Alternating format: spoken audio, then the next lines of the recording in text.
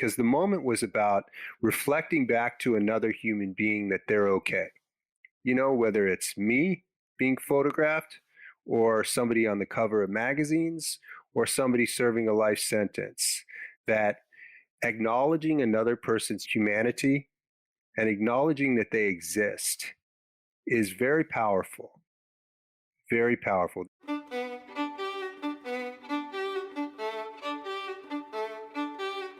Hi, I'm Derek Mills. Welcome to the Glo Podcast. In this episode of the Glo Podcast, I'm speaking with my good friend Robert Sturman, a photographer whose work, among other projects, has captured the poetry of yoga postures and the philosophy of mindfulness around the world. He describes receiving the gift of his first camera from his father and the simple but profound advice his father gave him, which was, take pictures of things you love. The advice stuck, and if you've experienced his work, you know the love comes through. He has found so many ways to celebrate humanity with his photography.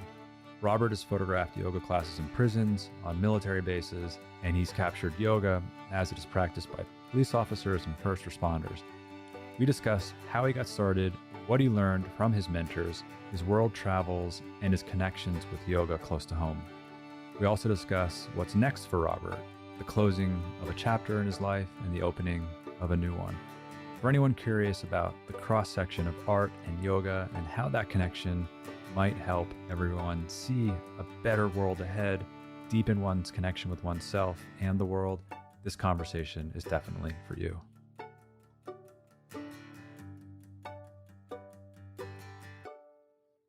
Hey, Robert. So great to be here with you.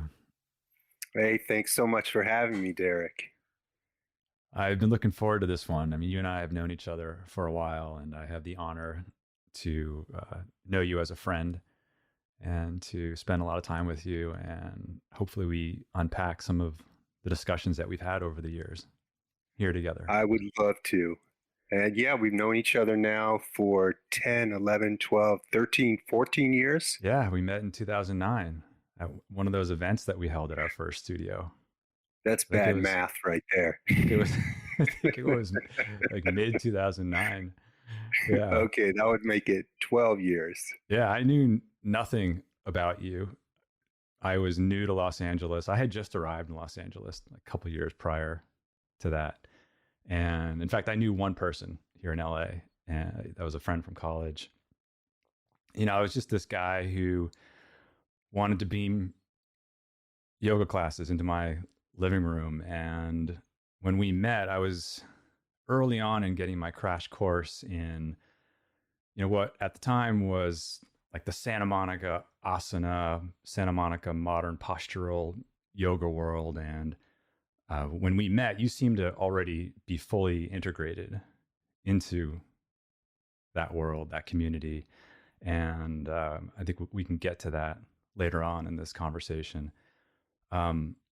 But I do want to start first with your dad giving you a camera at 14. I think that's really cool. But before we get there, and since your humility will likely preclude you from you mentioning anything about your accomplishments coming out in this conversation, if you don't mind, I'd just like to mention a few. Is that okay?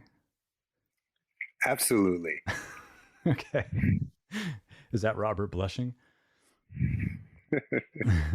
All right. So Robert is an internationally celebrated photographer who in 2004 served as the official artist of the 47th annual Grammy Awards.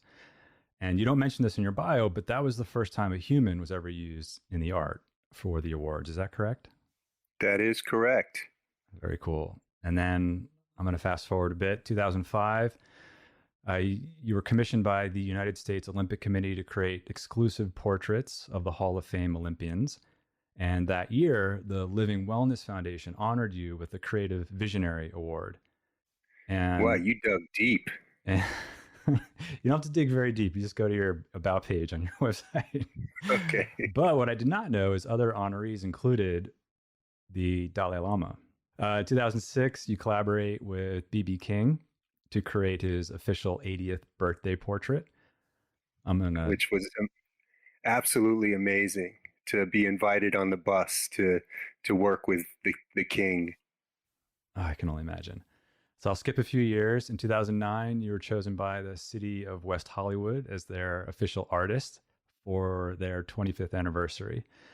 And I think in that year, you were also chosen by FIFA, World Cup soccer games, to create the art representing America's participation in the first ever World Cup held on the African continent. 2010, after Hurricane Katrina, you made 5 trips to New Orleans, which resulted in a coffee table book that celebrates 50 of New Orleans' finest musicians, and you give the proceeds to that, or of that, the proceeds rather benefit musicians of Louisiana who lost everything in the hurricane. In 2011 to present, you started a new series, photographing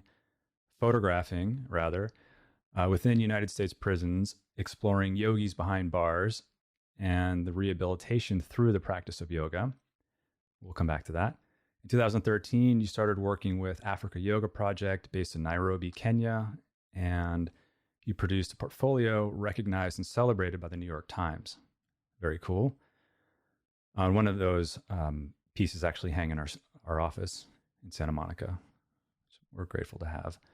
2015 to present, you began an extensive body of work photographing yoga in the military. I'll fast forward a little bit. 2017, you collaborate with warriors at East to create the Pearl Harbor Yoga Project. 2018, you were granted permission by the Department of Defense to publish an image of an active duty member of the United States military practicing yoga in full uniform. The image appeared on the November cover of Yoga Journal and was made possible by Warriors at Ease. Side note, you've had multiple Yoga Journal covers. 2009, in collaboration with Prison Yoga Project, you were invited by the Mexican government to photograph within the highest maximum security prison in the country, just outside of Mexico City. Now, we could spend an hour-long conversation on each of those, I'm sure, but I want to see where this could go in other ways. And so I want to start at the age of 14 when your dad gives you your first camera, and let's see where that takes us. You've mentioned to me, and I've heard you say this elsewhere, that you asked him when he gave it to you, like, what should I take photos of? And so I'm curious, like, what did he say in its entirety, and how did that impact you? Well, he dropped me off at boarding school, and that's a vulnerable and tender moment for a 14-year-old. And when he dropped me off, he did hand me a brand new Pentax K1000 camera, which I had no interest in photography. I mean, I liked it because we just messed around at Disneyland, or it was just neat to be able to take pictures and get slides, and it was fun. But I never took a great interest in it. But when I asked him what I was supposed to take pictures of, I just asked it like not even really a serious question, and he answered with not a very serious answer. He said, I don't know, anything that you love. But over the years, as I evolved, I realized that I remembered that. And I realized that that was one of the most profound pieces of artistic advice that anyone would ever give me in my career. What a gift from a father to have the permission to let your art be driven by what pulls at your heart, like what you love, versus some other outcome or some other prescribed metric of achievement through use of that camera. Right. Yeah, that was the seed. That was the seed. With that came tremendous trial and error. I was not good at photography. I was very clumsy at it, and I desperately was trying to make something decent, but it was so difficult for me. Art was never came natural to me. But so I tried so hard, and once in a while I would get lucky with a photograph that was kind of cool. And then what happened was I learned how to copy that luck, which would eventually lead to skill. But ultimately, underneath it all was this really deep desire to have an identity and to find myself and to feel okay in this world. And that's what drove me to try very hard with art and learn how to paint and draw and sculpt and all kinds of different forms of photography. It was basically just because I was desperately in need of finding a place in this world and feeling okay. I want to come back to that concept of feeling okay, but as a brief side note, you mentioned the decades of skill. You recently published a course, an online course, where you take people through roughly about 2.5 hours of, is it correct to say, everything you've learned? I And mean, I like to say everything I've learned. Yes, yes. nice. So I mean, obviously, people have to discover things for themselves, but there's no holding back. I'm sharing with everybody what I've discovered over the course of my career with a camera. yeah, I highly recommend it. I watched it this past weekend, and it's you being incredibly vulnerable and open and essentially sharing all of your insight and tricks and learnings. And yeah, I highly recommend it. We'll post it in the show notes so people know where to find it. Thank you. Actually, do you want to mention real quick where people can find it? You could find it on my website, robertsturmanstudio.com, or the link through my Instagram. Everything leads to everything. If you want to find it, it's any link of mine will lead you there. And it's called The Celebration of Humanity Through the Art of Yoga Photography. And it's not just for people that want to make photographs of yoga. It's for people that just want to develop a better relationship with their camera, which is going to be attached to our skin for the rest of our lives, most likely. So we might as well learn how to use it more than with mediocrity and approach masterful. I love that. From photographing children, landscapes, pets, self-portraits, it doesn't matter. The camera is a great gift that we can use to tell stories that will last for generations to come and to help reflect back to other people that they are beautiful. And there's just so much power in the photograph if our intentions are beautiful. We'll come back to that when we talk about your work in prisons and working with teachers and students in yoga asana poses. But I want to come back to this concept of being okay. Like what at that age was driving you to feel okay? Like what was missing, or what were you trying to express? I think that when you're 14, I don't know if it's universal, but I think that for me, obviously wasn't the first person to discover this, but I discovered sadness, uncertainty, insecurity, a whole lot of things. And I just had this driving force to try and fill myself with some sort of a meaning, because I didn't know who I was at all. And I really didn't feel that good. There was a lot of stuff going on internally, and creation was my outlet for that.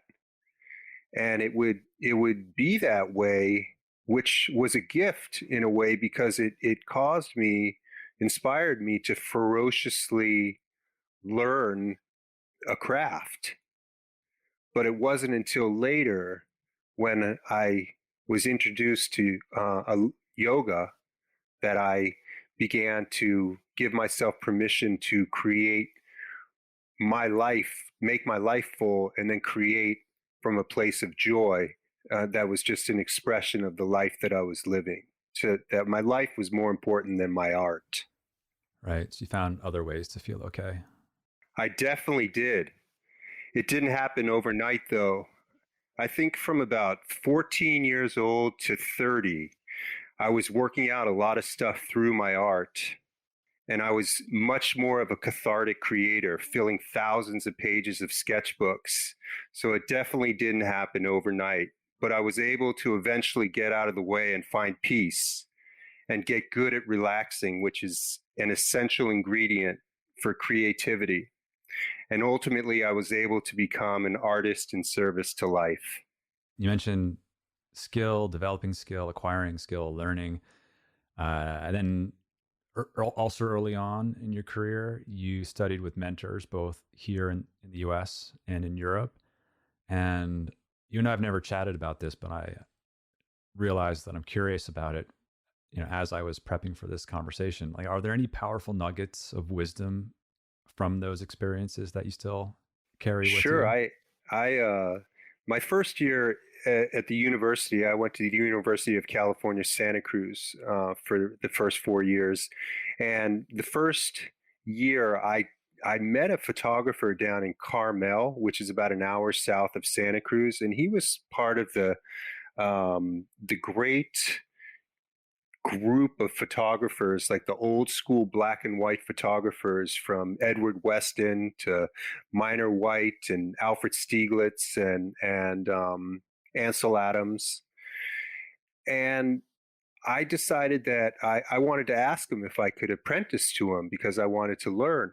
And so I took basically about a year off from the university and lived at his studio and apprenticed to him to learn about black and white photography. But I learned so much more from him. One of the great things that he taught me was that the ultimate goal of being an artist is to become a greater human being. And that statement, I would realize later, was such a valuable tool in gaining people's trust so that it was natural for the people that I worked with to want to open up their world to me while I stood there with a camera in my hands.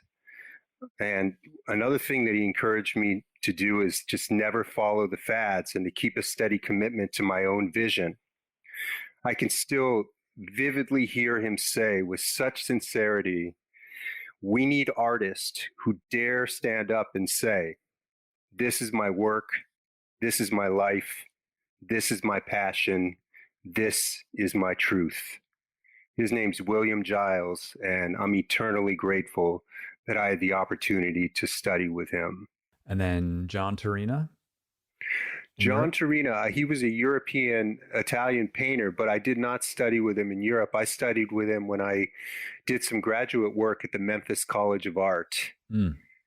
And his was more, even though he was just an amazing ethereal painter, which later echoes in my work, I think that what I learned from these people also was how they lived. That was a great training because that's something that they leave out in at the art academies is they, which is probably one of the most important things in which why yoga and meditation should be taught at all of the academies, but the how to live, how to survive, how to take care of yourself and take care of your mental health, and that's something that I learned survival from John Turina. He was a real survivor. Huh. Was there anything specific that you learned? Any tactics, practices? Just that you can never give up as an artist. You just keep going because the statistics of how many people remain artists 5, 10, 15 years after getting out of art school is just, it's so low. And he just really instilled in me that you can just never, ever, ever give up. And I watched him work tirelessly to sell paintings to private clients, galleries, hotels, and all the while, he never, ever missed a day of painting. He would drive out to the countryside in Arkansas and Tennessee to immerse himself in the landscape. And he had the work ethic of a Monet, of a Cézanne, of a Van Gogh. It was definitely his meditation, his devotion, and his daily practice. And it was a commitment to himself, his work that nourished him. What a teaching. That really was such a profound teaching. Was it a believing in yourself? Was it? Well, it's believing in myself, but it's also just to never stop trying, no matter how much rejection you have. I mean, you read an impressive list of accolades, but I got to tell you, there were a lot of rejections for every single one of those. So it's you have to just develop resilience and know that, be so deeply immersed in your vision that you just keep going no matter what. Because it's easy to say, screw it, the world doesn't want me. So that's what I learned from him. To be deeply immersed in one's vision, like how robust does that need to be? Like how, for you, is that, because I know you and we've chatted about this in various ways. I know that's like deep to your core, but it's more than words, right? One can say, "Oh yeah, I'm into this. It's my vision. This is what I want to manifest." But, and this maybe gets to the role of the artist. Maybe the two are intertwined. Can you unpack that? Like what? How do you think of this life force that you refer to as living your vision, and how is that connected to how you see yourself as an artist, and maybe broader, in a broader manner, what is the role of the artist in society with respect to that excavation of or manifesting one's vision?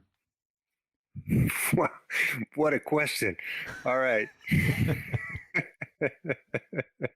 Only because I know it's in there, and I know we've discussed this, and I've Well, benefited from your I'll points of try view on one this. thing at a time and see if my memory serves me. But Perfect. the role of the artist, obviously, that shifts, and it's a broad thing. But it occurred to me um,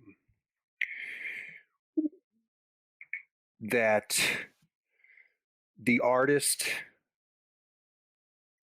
Well, here, let me tell a little bit of story. So, there's many different graduations, plateaus that an artist reaches in their career, in which one feels like they've been initiated into the brotherhood, sisterhood, the lineage, and is a part of the history of art, and is welcomed into it. And there was a time about 15 years ago, I was sitting in a museum.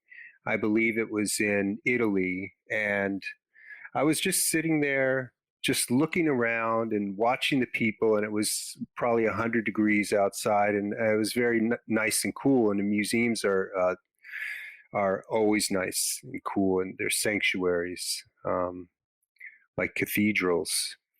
And so I was in the house of art, and I looked around and I saw, wow, all these people lined up to to see what these human beings had to say, you know? And so I realized that artists were painting the story of humanity with an emotional texture that perseveres throughout the ages, rather than a newspaper or a little story that comes and goes.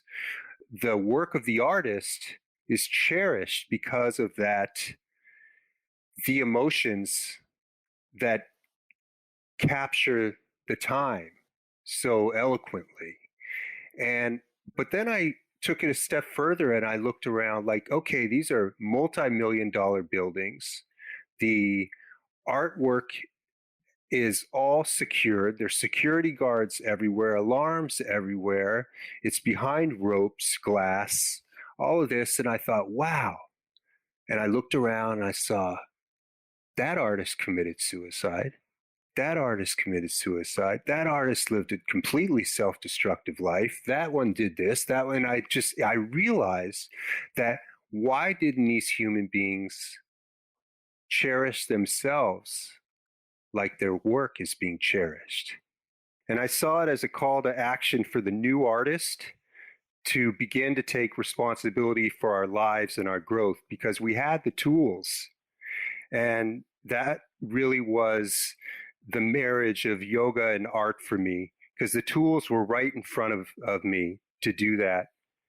And in addition, I was very fortunate to have had a teacher during those years named Micheline Berry, who really encouraged me to find stillness on the mat and do the practice and sit in the discomfort, in the fire, and let it burn through me.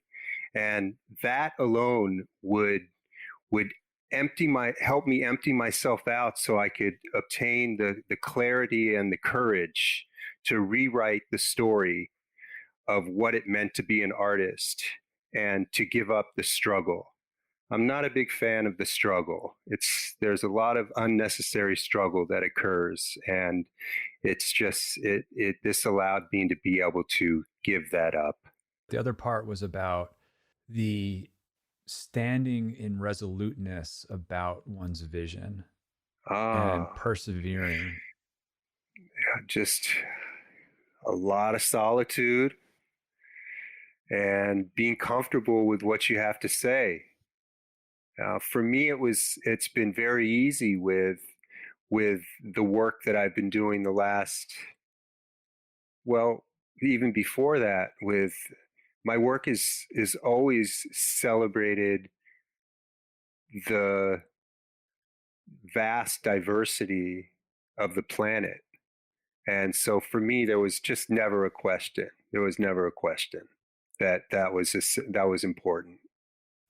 Right, that those stories, just like the paintings on the wall, those stories of humanity are being preserved and eliciting some sort of experience of being cherished through your work.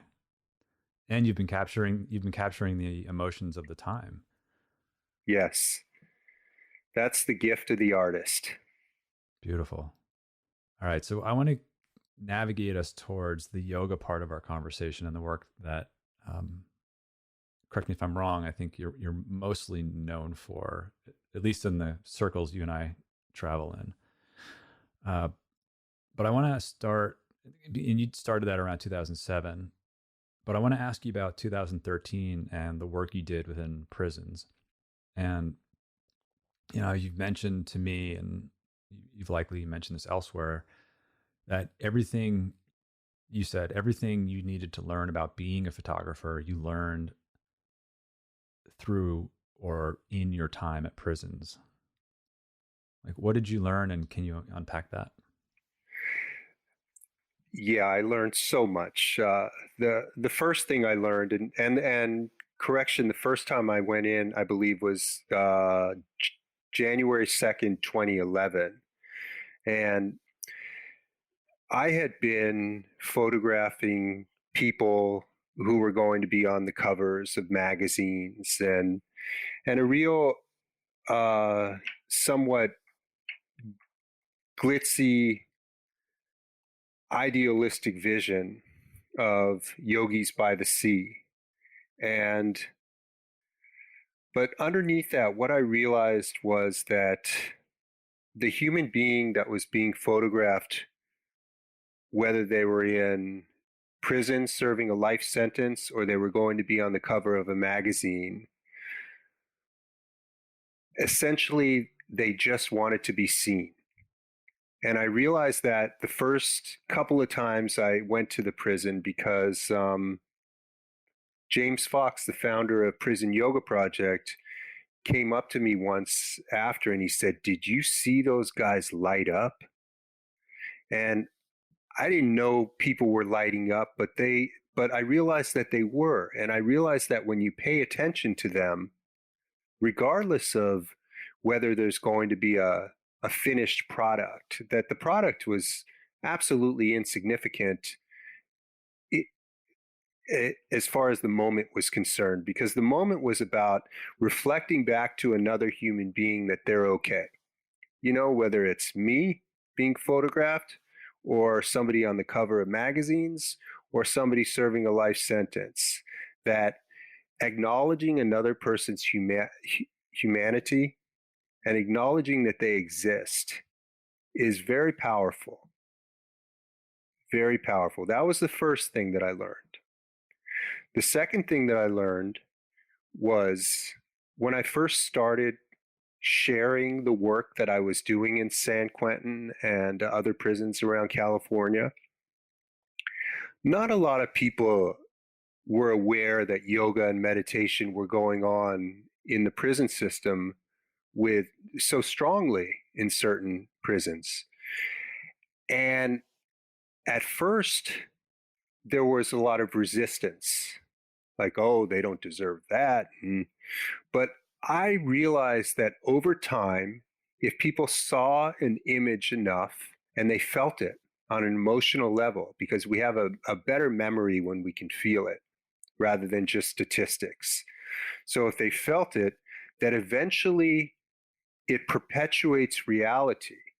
And so it's not fantasizing about a better world somewhere else. It's focusing on this world right here, right now, the great things that are occurring right now, and bringing that to life through photographs so that an audience can see it, feel it, and eventually it becomes the new normal. It becomes somewhat embedded into our culture. And hopefully it's a great idea. And I thought that it was important to find great ideas like that and to create images that would move people so that they remembered it and it could become part of us. And that was a major thing that I learned that I would carry with me.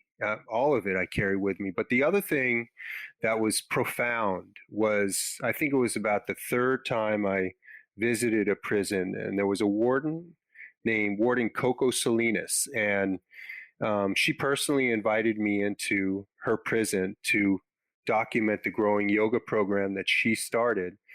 And after the class that I photographed, I sat with her in her office for a long time, and she would say something that would completely inspire my career. That was so simple. She said, I noticed that the guys who do the yoga make better choices. And that was it. That that was it. I make better choices. That was it. Police officers make better choices. Firefighters make better choices. Everyone makes better choices when they take the time to practice. Yeah, you've shared stories with me in the past where, and maybe you can pick one that you'd like to share, where either someone in the military, in a police person or firefighter, because of their consistent, whether it be meditation, movement, or contemplative practice, are in fact making better choices. Oh yeah, that was Officer Bridget Broussal up in Ontario, Canada.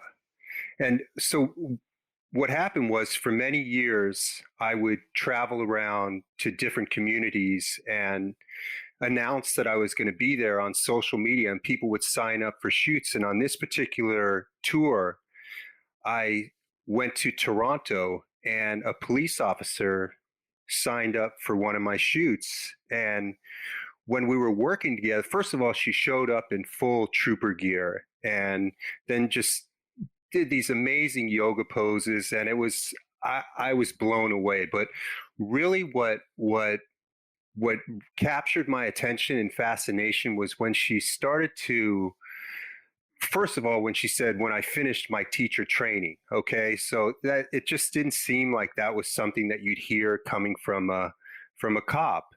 And then she proceeded to tell me about how conflicted she was about taking away someone's freedom and the power that police officers had, and she needed to resolve that conflict. And it wasn't until she started to study the Bhagavad Gita and began to connect and identify with Arjuna. And Arjuna was told that it's your job as a warrior to do the best job that you can, that you have to do. And that's something that she really resonated with and kept in the back of her head when she goes to work and when she has to take away someone's freedom. And that was a moment when she told me that story. I realized that, okay, These are the outliers. This is incredible. This is so fascinating to me, and this is going to fuel my work, is to break out of the box and the homogenous world of yoga, and to begin building the trust so that people would come to me and allow me to tell their story. And it just started happening. People started to come to me, commanders in the Navy, breast cancer survivors, veterans, people without limbs. And it was so exciting to me. But, I thought about it during that shoot, and I thought, if someone had told me that while I was at the Art Academy, that one day I'd be working with cops and people in the military and Maasai warriors, I would have thought they were crazy. But it's the greatest thing that's happened to my career, and one of the more exciting things is to work with the outliers.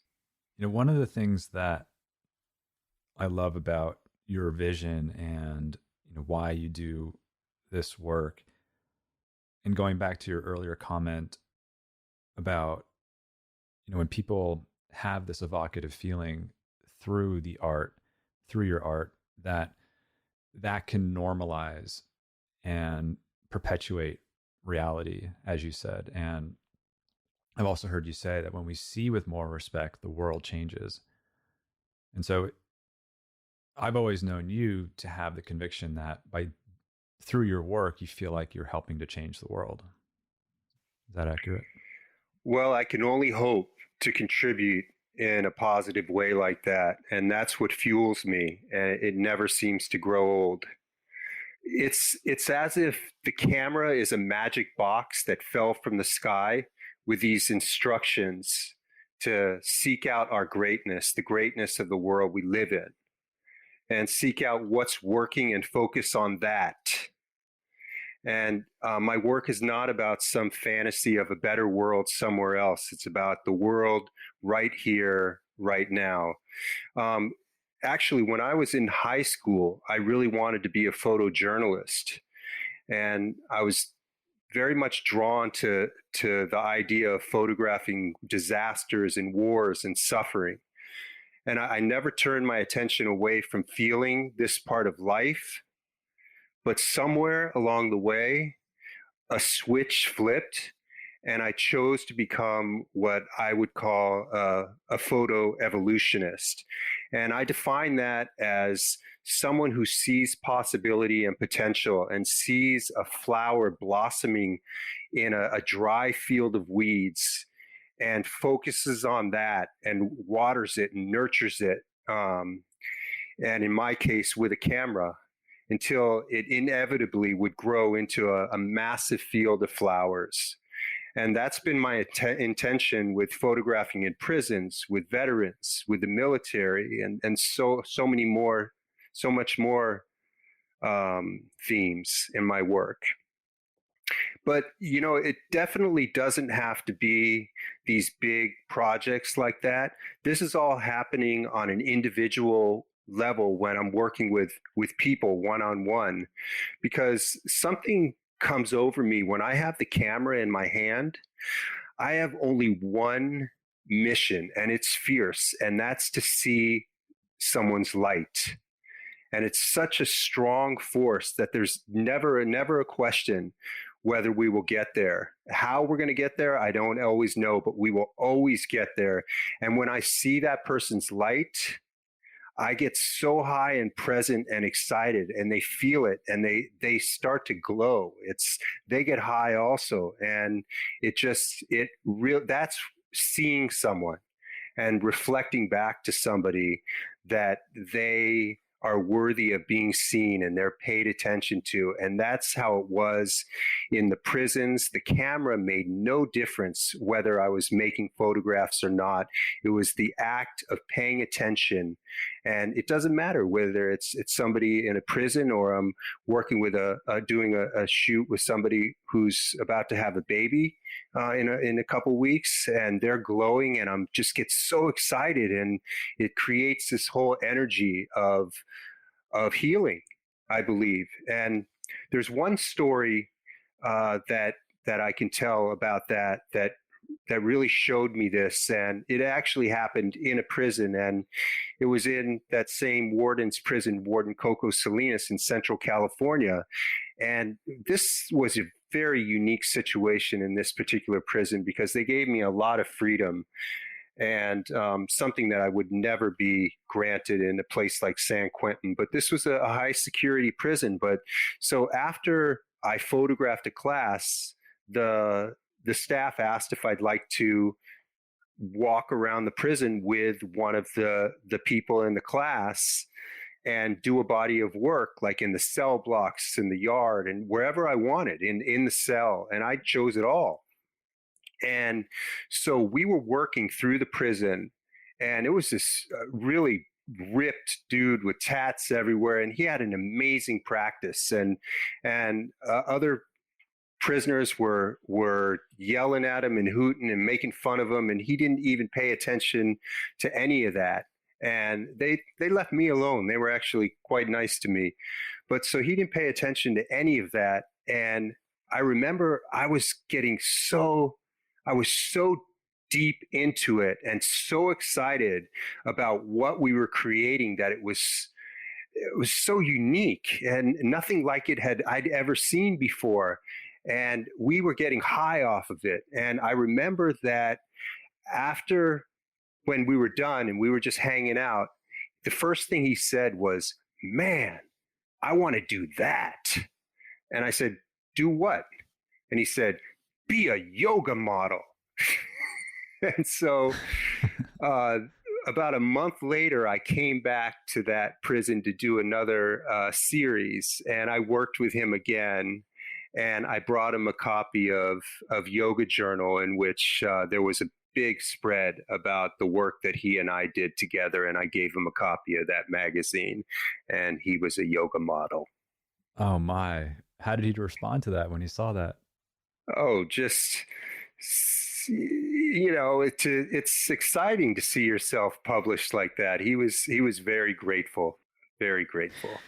You know, I just want to comment that whole section that you just spoke to. I feel like for our listeners, I want to copy it and repaste it so that our listeners don't have to go back. You know, it's like if I were reading a book just now, if this interview were a book, that section I would mark, I would asterisk it. Like, you know, it's something that I would come back to again and again. It was so poetic how you spoke to the camera being this magic box from the sky, you know, that your work and your practice is not to perpetuate fantasy, but rather instead to truly engage the world as it is in all of its messiness and imperfections, and you know, as we experience it on our own terms and on its own terms rather.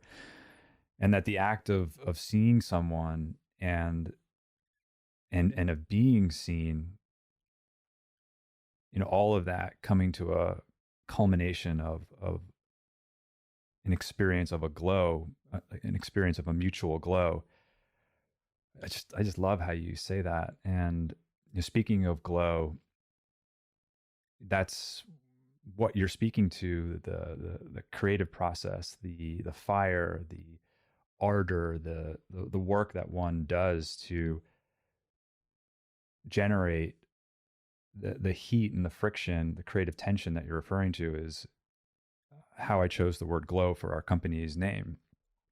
So I guess speaking of glow, now let's move into the yoga part of this conversation. And I'm just so curious, like how did that all start? How did you start taking photos of people in yoga poses? Let's move into that now. I always knew that if you want to become something, you have to immerse yourself in it.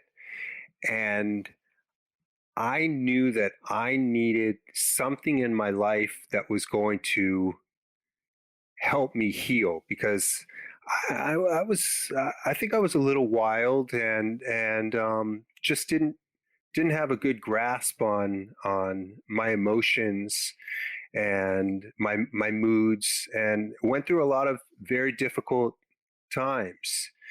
And I grew up in Los Angeles and I'd always heard about this yoga thing and meditation. So I always had this idea that these yoga people had like these superpowers and could deal with life on a level that was they could manage their lives well. And so I started to volunteer for a magazine called Yogi Times, which was around when you started. Hmm. Yes, it was. Yeah, I remember them. And and so once a month I would be assigned to a different teacher. And I figured if I was going to photograph these yoga people, that maybe there was a chance I was going to sort of become one of these yoga people. And so, once in a while and I was also going to Sacred Movement on Main Street in Venice and really developing a practice. And, it's like I looked around and I started to deepen my love for this figurative poetry. And I noticed that between photographing the teachers and just looking around in the classes, that I noticed that it was some of the most beautiful figurative poetry I'd ever seen in the history of art. And I realized that this could be an extraordinary language to tell a positive story about humanity in pursuit of being better at being human. And that was the beginning. It took a while to evolve into that understanding of what I was doing and to broaden my subject matter to become truly all inclusive to the best of my ability so far. But that's what I saw. I saw a very positive story about humanity that was worth telling. So let's come back briefly to, as you described it, this yoga thing. When I arrived in Los Angeles in 2005, I so much enjoyed taking classes with teachers all across Los Angeles. There was a buzz about it. Like you could feel it before, during, after classes. It felt like a very special moment of community, of innovation, a sort of mutual support, both for students and teachers, a very different and lovely time. By 2010, you had produced a book called Impressions of Yoga. And toward the beginning of that book, Aaron Reed provides a quote, and he captures well what I'm referring to. I'll read that now. He says, "The phenomenon of the Los Angeles yoga scene might someday be recognized as a sibling of other influential 20th century cultural flowerings like the 1920s Paris avant-garde, the Liverpool, Manchester British rock invasion, and San Francisco's Haight-Ashbury Summer of Love. If so, those of us lucky enough to have experienced it will forever be indebted to Robert Sturman for his definitive documentation." I'd say that's pretty accurate. And then also in that book, Shibare wrote a beautiful foreword, which I'll read next. It's long, but please bear with me because I think it serves as a nice transition to our next topic. She titles it Seeing and Feeling the Light. When I first saw Robert Sturman's now vast body of artistic work covering everyone from Buddhist monks in Burma to B.B. King playing his living guitar, Lucille, I was overcome with joy and recognition. Joy in the kind of visceral reaction to something that makes you feel good from first sight, taste, and scent, and recognition of our vibration beings. Robert's shimmering, energetic waves of color radiating from his photographic paintings show us what we intuitively feel. All of creation has vibratory fields, which then emanates the power of life. I have witnessed Robert at work. He is as vital, passionate, and engaging as his art. His gift comes from finding the place, embodiment, and expression that are the essence of his subject. A musician with an instrument, a yogini unfolding an asana, a singer opening to a song. These ephemeral experiences hover in photograph.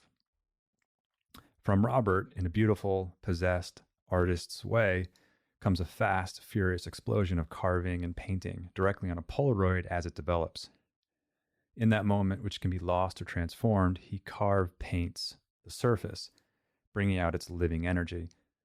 The unique alchemy requires spontaneous devotion to a precise moment, which is the wonder of his energetic photographs.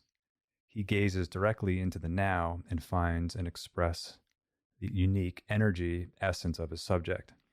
I've loved the radiant portraits of my friends in the yoga world, and also the reflection it provides me of my own nature. Let us celebrate each other, this earth, and the art of being. Along with Robert's passion, we can open to feel what his art conveys. We are alive, full spectrum emanations of energetic magnitude. So you were able to experience that cultural moment from a unique perspective behind the camera. Can you speak to that moment in time? And can you describe the technique that she's referring to? Wow. Just listening to that brings me back with a tear and a smile, because it was a very special moment in time.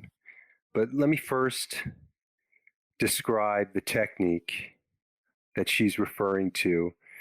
It's a Polaroid technique that I learned from William Giles, the teacher that I apprenticed to while I was at the university. And it's a marriage of painting and photography. And how it works is Polaroid made this film back in the 70s, was when it was first developed. And it had a glitch in it where it didn't dry right away. So what artists began to do, not a lot of artists, but some artists in the subcultural world of photography, would make the instant photograph with the Polaroid, and it would come out. And then what I would do is I would warm it in the sun or against my skin and carve onto the surface of the image and accentuate the lines and the forms before the chemistry had time to dry. So I usually could work for an hour or two. And that's how they all were done. Nothing was photoshopped, and it was all done in the moment, right then and there. So she describes that I would feverishly and passionately work on it, because during the shoot, I would say, okay, I have to sit down and start carving into the surface of the image and unifying the piece with individual brushstrokes.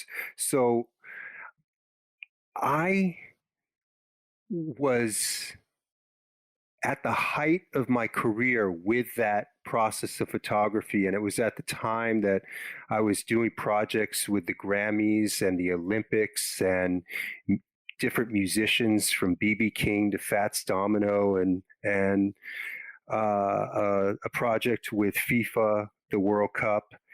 And so my career was blossoming, but then Polaroid announced that they were going out of business. And that was my gateway into knowing that I needed to really get myself together in order to have the strength I needed to reinvent myself. And so that drew me into the world of yoga. And so, as I said, I volunteered for yogi times, and I'd be assigned to a different teacher every month.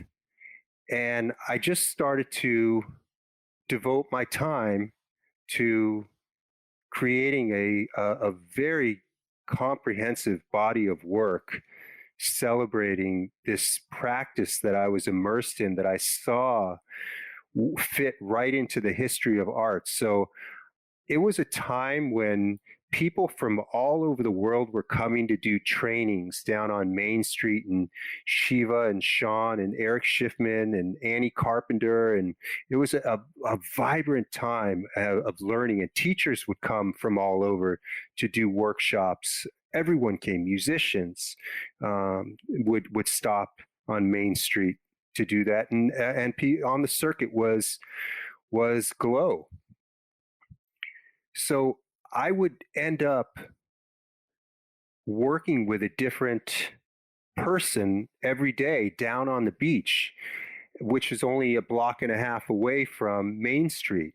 And people would just start to find me, and I'd start to find people, and I was just creating this body of work of yogis by the sea. And it was a very idealistic vision of yoga and living free on the beach. And it very much reminded me of Picasso's work from the south of France on the Mediterranean, where he did this painted the Harlequins and the circus people. And so it reminded me of just a freedom. And I was finding myself as a yogi, and I was really a rookie. I didn't know anything. I didn't know anything about yoga. But I fell in love with how beautiful it was. And I created this series that really I'm very proud of. It was a moment in time where there was an energy, like you said, just this energy, and I was able to have this unique process and of photography and devote my last few hundred rolls of this film that Polaroid actually generously gave to me because I had done well with their materials, and so it was the last of it, and it was devoted to yoga. And it wasn't until the very end of the film that I did a shoot with a couple, a man and a woman, and he was in wheel pose and she was in a back bend draped over his wheel, and her hair was hanging down, and she had this expression that was of the agony and the ecstasy. And that was a moment when I realized that this was so much more than just this gorgeous practice of yogis by the sea. This was a way that I could begin to tell the story of what it feels like to be human. And after that was just led me into buying a digital camera and making that transition and photographing, doing my best to tell a more emotional story and of the agony and the ecstasy, a tear and a smile, the joy and the sorrow. What was the first one? The first Polaroid that you carved into? That would have been a long time ago, around 1989. And I couldn't tell you what the first one was because, in all honesty, I probably failed at 100 before I really developed the skill to make a great one. And because this was a technique that before there was Photoshop. So basically what I had to do is first I had to make sure that the light was perfect. So I had to understand the light because it's very temperamental film. And then the image comes out of the camera, and then I had to warm it up and then start a carving. So if I made a mistake, I would have to throw it away because there was no Photoshop that I knew of back then, and there was no I'll fix it later in Photoshop. So what that really would do was pave the way for what I would later call the yoga of seeing. And what that was paying attention, very close to attention, because I couldn't make mistakes. And when I would aim, I would hit my target because this was very expensive film too. So I wasn't about to subscribe to the point of view that if I take 50, I might just get one. There was none of that. I really had to focus and get it right from start to finish. So it took me a long time, but if I can remember back to the first one, I would say that more importantly was the first series. And I had to get good at it real quick because in 1989, I was on campus living at UC Santa Cruz, which is about an hour south of San Francisco. And in October, that's when the Loma Prieta earthquake occurred. And it was a pretty big earthquake. It was 7.1, and it destroyed a lot of the Marina district in San Francisco and different neighborhoods in Santa Cruz. It was a devastating quake. And I decided that I was going to document the earthquake using this painterly process of photography because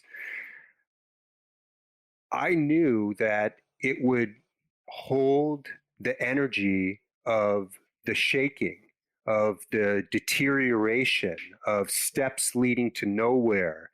And it just had that this technique had that quality. And so I made quite a few trips up to San Francisco right after the earthquake and would document it. And this one time when I was sitting down on the sidewalk doing the carving, because all the carvings had to be done right there on the spot, a journalist from the Sentinel came up to me and she took an interest in what I was doing. And she asked if she could write a story, publish a story about my series. And so that was not only were those the first successful Polaroids that I ever did as a body of work, it was the first time I was ever published in a major publication, which led to other publications. But I was so excited about that. And uh, I remember waking up at 4:30 in the morning, or not being able to sleep the night before because I was so excited to be published. And I woke up at 4:30 in the morning and drove around to find wherever the newspaper delivery person was dropping off papers so I could get some. And I was just completely ecstatic. And interestingly enough, I mean, I don't do that anymore, but I still, to this day, and I've been published quite a few times, but I still am so excited anytime something is going to be published of my work, because it's such a gift that people are even interested in what I'm putting my heart into and my expression into. And so when the mail carrier comes to, and I know a yoga journal's going to show up with one of my images, I can't wait to go to the mailbox and see it. And I don't think that will ever change. I love the photo of your first 3 Polaroid cameras. They look extremely beat up and painted. I think you or maybe you bought them used. I bought them used, and I used to always paint them. Okay. Give them somewhat of a war face or something. It was very tribal. And I, even when I transitioned from that $5 Polaroid, which I probably had about 50 of them, that all from the flea market. But even when I transitioned from that to a digital camera, no matter how expensive the camera was, I painted those too. And I think it was always to remind myself that it's just not that serious, and that I am an artist. And also that the equipment was secondary to the vision. And a great somebody who's deeply spent a lot of time with their craft should be able to make a $5 camera sing a beautiful song, in addition to a $5,000 camera to sing a beautiful song. And yes, so that's why they were painted. And also people wouldn't take me seriously, like, or be nervous, because who is this guy who's got a painted camera? How whatever, this is fun. With crazy hair and unruly beard and wild man. Right. So why the yoga of seeing? It's possible some or many of our listeners might find or be curious about why the word yoga before seeing is used. Like what does yoga mean to you in that context, and how does it relate to seeing? In that context, it means paying attention and being deeply connected to what my intentions are and not guessing. Like, for instance, like subscribing to the belief system that if you snap 1,000 exposures, then you just might get lucky and get one that editor likes. What about paying attention, slowing down, being mindful, and waiting to click that button till it's the right moment, and being so present that, okay, I got it. And then walking away without a war in your head. Oh, I could have done this, or I should have done that, or, oh, and just this whole neurosis that often occurs when we're taking pictures. Like when somebody hands me their iPhone and asks me to take a picture, I take one. And that's unheard of. You hand someone your phone and there's 16 pictures in there, all the same exact thing. Yeah, I'm that guy. Different angles, high, low. That's right. And there's nothing wrong with that. That's actually quite generous of you to do all the different angles and give them choices like that. But I'm more speaking from how I was trained. And there's and by the way, the one taking one got me in trouble recently when I took a photograph of my mom and sister. My sister's eyes were closed. So that philosophy is, there's got to be two or three now. But where I'm coming from is one of the first assignments that William Giles gave to me as an apprentice was he would load up the camera with one exposure. And the assignment was, you can only make one photograph today. And whether it happened at 6:30 in the morning, noon, 9 o'clock at night, it didn't matter. You only were permitted to press the shutter once. And so that trained me to, that's not an easy assignment, because there's a lot of mistakes can happen and your day is done. So that just trained me to pay attention and consider what I was looking at and take the guessing out of the equation. Yeah, well, one thing that always struck me about the particular yoga of seeing work and the work you did with people around the world, I love how you speak to that. You're showing people around the world doing some form of inner and outer work, some sort of mindful movement, which is an inner and an outer process, physical and an emotional, intellectual, feelings type of work. And you speak to them as like reaching, slowing down, like wanting to get better, like seekers in a sense. And it's one of the things that I get goosebumps thinking about it, because you're showing this common, you're showing some sort of, you're showing our common humanity in these images. Yeah, it's a major theme.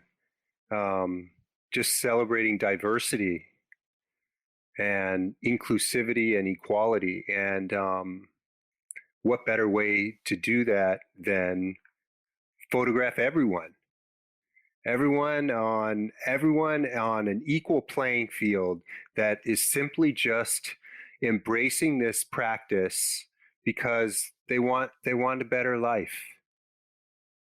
It's really that simple. They just want to be better at it and process things and just develop the tools to be able to persevere in a what can be a very difficult existence.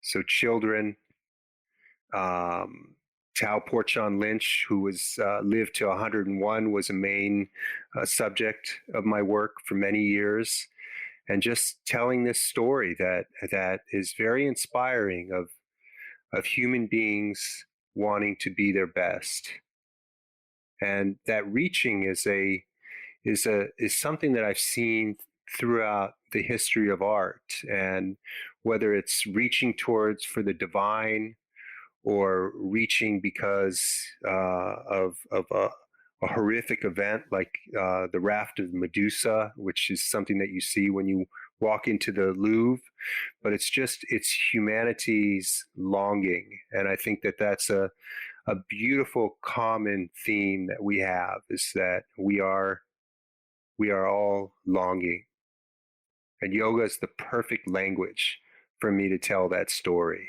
Mm. I'm talking about no, I'm not just talking about it um, as like yoga practice. I'm talking about it as a visual language of the body in positions to show surrender, the opening of the heart, the reaching towards something greater, the going inside, the taking the time, stillness. Yeah.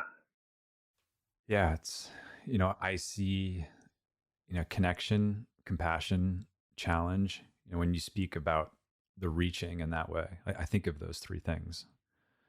Connection, challenge, compassion. Yeah. The in striving and reaching and working through our existential longing, part of that process, a very natural process, is working through confusion. And you'd mentioned in a recent Instagram post that many of us in the yoga world are confused. Side note: I did say that. Do you want to speak to that? Because if you And do, no, absolutely. okay. So then Absolutely. I want to ask, like, how did it feel to write Go that? for it. Okay, so how did it feel to write that publicly, and what's behind that statement for you? And I think what was on okay, so you had a Charles Bukowski quote that accompanied that statement, which says an Yeah, that was intellectual. a loaded post, wasn't it? It sure was. That's why I have to ask you about it. Yeah. An intellectual says Okay. a simple thing in a hard way, and an artist says a hard thing in a simple way. Well, that Bukowski quote has always struck me as profound, because that's one of the goals that I have with my work, is to uh, embrace simplicity. And whether somebody has ever heard of yoga, seen yoga, practiced yoga, it doesn't matter. I want them to be able to experience my images and feel them, whether it's a third grader or somebody who's 95 years old. So I've always loved that quote by Bukowski. But what this is leading to is I was actually making a post. I was so moved by your podcast with Douglas Brooks that post was trying to inspire people to listen to that Mm. podcast and to discover him. Mm. And because what was happening was, I mean, yeah, that is definitely a loaded statement, and I don't want it to be a blanket statement, because maybe a lot of people aren't lost and uncertain. But I think that it would seem pretty obvious that a lot of people's worlds got ripped apart, and the identity that people had with a world that they called their world with yoga was no longer, and there's no center. I would say that when I listen to Douglas Brooks, and he he said a lot of amazing things, obviously, and you did a fantastic job interviewing him. But when he just broke it down to yoga being a deeper, a pursuit of a deeper intimacy, and to create value in a worldly life, it struck me that this is a guy who is talking about some real yoga stuff that we have a perfect opportunity to embrace in our solitude. And so I was basically just saying that this would be a really good time to discover this guy and hear some of this, because maybe there's some work to be done. I know for me that I was traveling all over the world and I was very busy, and things were so loud. The world is so loud. And having this time, the pandemic time, was a great gift to me in a lot of ways, because I could no longer put something off that I knew had to be done inside of myself. And I felt like the listening to a conversation with someone like Douglas Brooks would help people to feel better about what they need to do or what they're doing, that somehow it could be useful to this, what often we're scared to face. He offers an invitation to go for it. That's beautiful. Thank you for listening to it. And I know you're a voice in certain communities that people look to for guidance in certain moments. And so it doesn't surprise me that that episode resonated with you, since your worldview and your sensibilities and your work, your art mirror many of points of view shared in that episode. Yeah, I loved it. He was speaking to my love for Stoicism as well. Yeah, he's a fan of Marcus Aurelius, I know.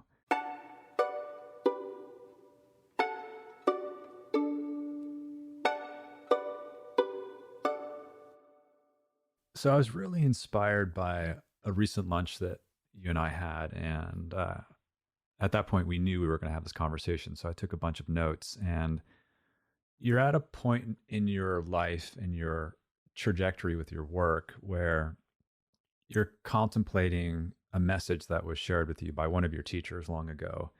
And this idea that it helps for one to reinvent oneself every 10 years. And it's interesting, in my notes, I have a blank after this statement where you must have said, "I'm done doing anything that doesn't," and it's blank.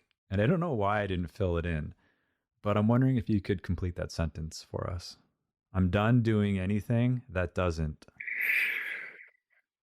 That's interesting that you left it blank, because I think leaving things blank until the answer comes is a good thing to do. And that's something that I've been giving myself permission to do, is just not know what's next.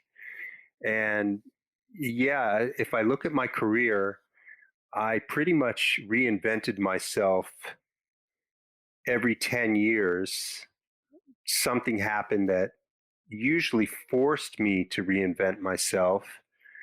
And for and that time had come with my involvement with being deeply immersed in the celebration of yoga. But I have to say, the world is a very big place.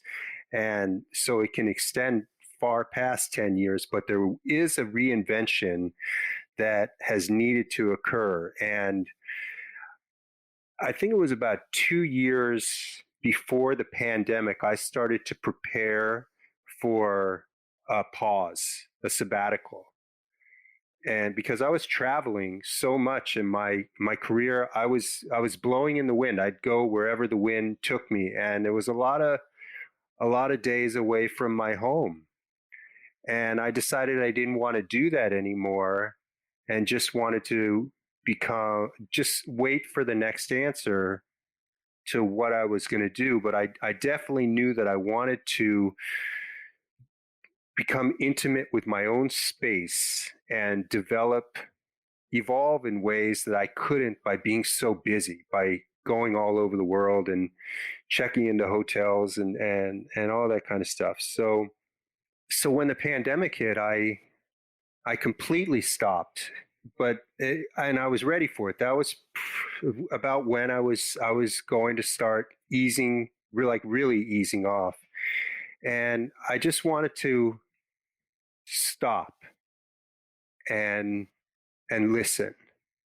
And my father was he was still alive, but was wrestling with cancer, and I wanted to show up for him and hold space for him and just use a moment in time for me to reflect on who I've been, where I've been, what I've been all about, my regrets, my failures, having philosophical conversations with my father about his life and having the opportunity to reflect back to him that his life has had tremendous value and be an exemplification of that so that he could see himself in me, and I need to show up and take responsibility and really look at my life to be able to do that.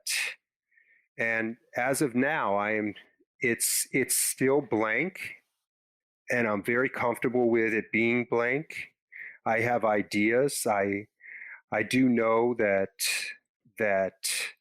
I could fill any museum in the world with a dynamic exhibition celebrating humanity, the diversity of humanity, all in pursuit of being better at being human. A very exciting show, and that's something that I have my eye on,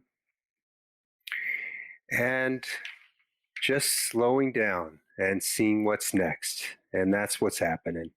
I'd also written down that, like you had mentioned, you want to feel your intimacy with life through your work, and that life is way more important to you than your art, and that life purpose is there and ever present, but you enjoy simply being enchanted through your work and the people with whom you feel gratitude to reflect back to them their life. Those were also in my notes, which I thought were very powerful statements by you. I love it. I love it. I did say that.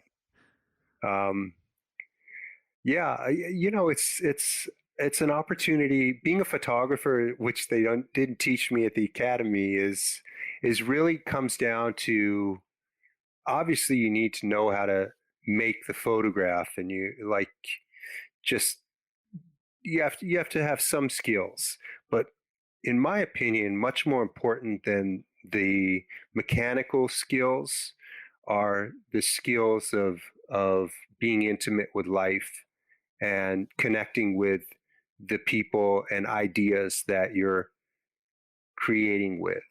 You know, I used to be a thief. I know that sounds a little dramatic, but what I mean by that is, for many years as a photographer, it was more important to me, and I didn't know it at the time, but it was more important to me to get something, to get a great photograph, to win the prize, to this, that. And it wasn't until I visited India for the first time that I realized that, because there was a, when you go to India, first of all, everybody wanted a Polaroid picture because it just came out of the camera. So I had what literally felt like hundreds of people a day asking me, one for me, sir, one for me. And I had to say no all the time. No, because I really didn't have that much film. But I didn't understand how to say no. My no was a was a mean no. It was a dismissive no. It was a selfish no. And it wasn't until this priest, in the midst of what seemed like hundreds of people in Varanasi, he asked me, "Sir, please, one for my family, one for my family." And I said no. And then the next day, when I went back there. He looked at me, and somehow he knew my name.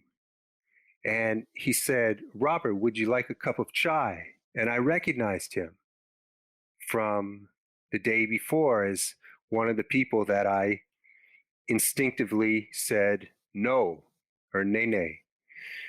And in that moment, his kindness broke me. Mm. And I proceeded to make the most beautiful photograph I could of him and his family using this Polaroid process. And I remember that I went to the airport that night to go to Kathmandu, and I was so sad, but I had so much joy at the same time because I think I was sad because, all right, man, the old me was dead. There Mm-hmm. was no more. Mm-hmm. He was gone. And that broke my heart in a way, but it also broke my heart and brought me to a lot of tears in realizing that I was a thief, and also making the choice that I would never steal again. I would never take a picture again. I would make a picture with the people I was working with.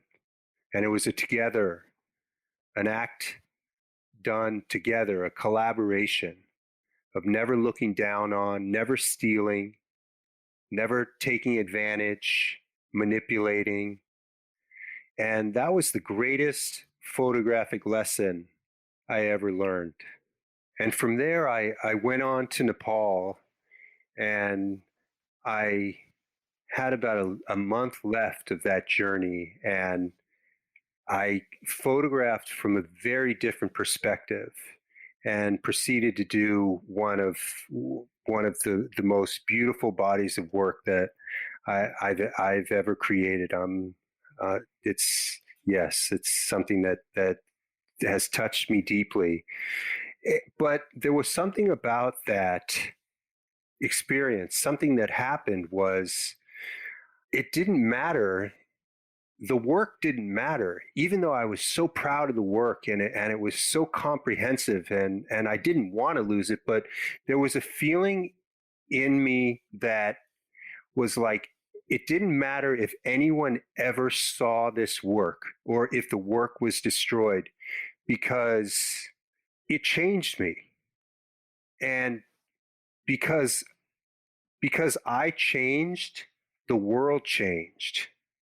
And that was the very moment that I finally realized what Gandhi was referring to when he said, "Be the change you wish to see in the world."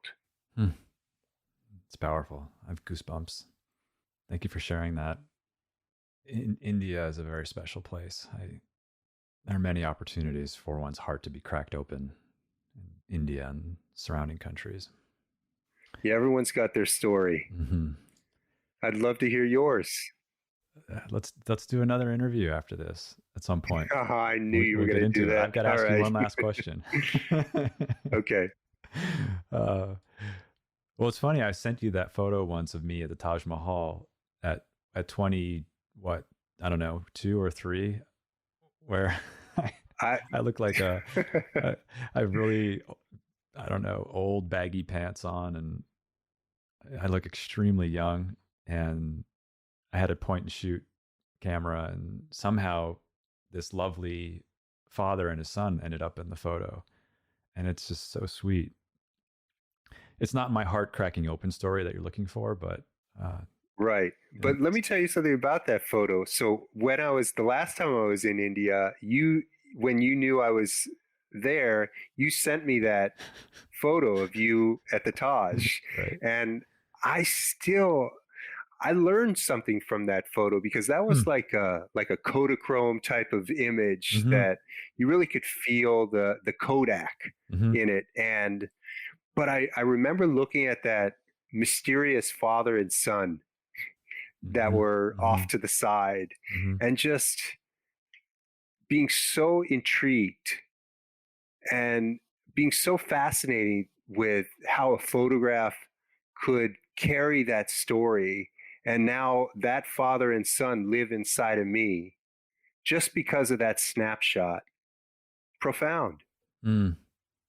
And you've met that proverbial father and son on trains, buses in those countries who are taking similar trips or pilgrimages to see certain things, and how tender and special that moment is.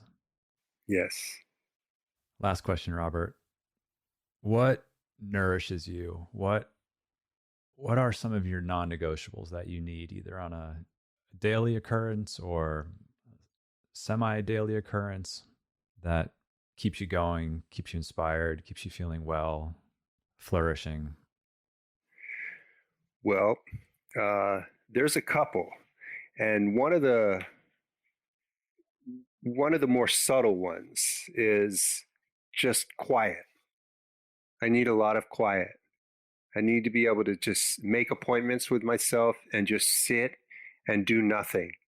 No phone, uh, nothing. Just sit and breathe and just listen to the wind or the birds and just do absolutely nothing. And more of it as time goes on, because that in that solitude, that's where I find so much strength. But another more interesting one is something that I've been doing now for about 2 years, and it on and off it has become it more and more has become daily, and that is an ice practice. And it's something that I decided that I wanted to do because I heard Wim Hof speak about it. I'd had friends in that I worked with in the military and first responders that healed so much through this practice, and they always tried to get me to go in the ice, and I was like, no, I don't want to be cold. And then I heard Wim Hof speak about 2.5 years ago, and he spoke about depression, rewiring the nervous system, and stuff that was so fascinating to me that I wanted to do, because I've wrestled with a little bit of, I wouldn't say it's clinical depression, but like a low level of depression where I just couldn't really access the joy like I wanted to. Mm-hmm. And so the next day, after hearing him speak, I went and bought one of these flat freezers, chest freezers, and I converted it. And I've been sitting in the ice ever since. And that is completely non negotiable. Just sitting in 28-degree water and finding peace. It's changed my life. Is there a time of day and a duration? There's no particular time of day, and the duration is anywhere from 2 minutes to 5 minutes. Just once. You don't go in and out? No, just once a day. Beautiful, Robert. Anything else you'd like to add? Just that I'm really honored to be on your podcast, and I have so much respect for you.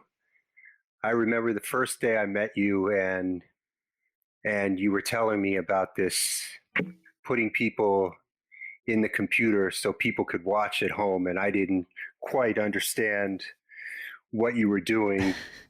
Don't worry, you and everyone else, even my parents. But it turned out to be just a revolutionary idea. But all along the way, just watching you evolve with it, just as a human being, and how that humanity has always come through your business, and how you've dealt with the workspace and change. And I've always admired how you do things with so much integrity and kindness, and you see things from all angles, and it's amazing. It's seriously, that's why I am so honored to be your friend. So thank you for that, Derek. Wow. Thank you, Robert. That's so sweet of you. I'm honored that you shared so vulnerably and authentically in this conversation, and that I have the privilege to call you a friend. And yes, the opportunity to serve Glo, our team, our members, has been an opportunity of learning, always learning from mistakes and successes, and the experience of the personal growth that comes from that, which is part of what I think you're referring to. I'm just grateful I still get to do this work. And I also have so much respect for you too. I've benefited from your point of view from our time together over the years. You as an artist, as someone who sees and feels deeply, discussing life in general, our midlife journeys, our common professional experiences. Our relationship has certainly been an anchor and a source of help for me during these past 12 years through the many ups and downs. So it makes me smile to know that this conversation will live on our Glo podcast. Thank you. Likewise. Thank you, Derek. Thank you to our entire team behind the scenes at Glo. I'm so grateful for your care and commitment to serving our members around the world. Thank you to our teachers for so beautifully sharing your gifts and talents. I'm also grateful to our lovely community of Glo members. You've supported us since 2008, and because of you, we get to continue to do the work we love. It's the combined support of our team, our teachers, and our community that grants me the privilege to continue to bring you the Glo podcast. Thank you to Lee Schneider, our Red Cub agency, for production support. And the beautiful music you're hearing now is by Carrie Rodriguez and her husband, Luke Jacobs. And remember, take care of yourself because our world needs you. Thank you for coming on this journey with me. You can find the Glo podcast on Spotify, Apple Podcasts, or glo.com/podcast, or wherever you listen to your podcasts. I'm Derek Mills.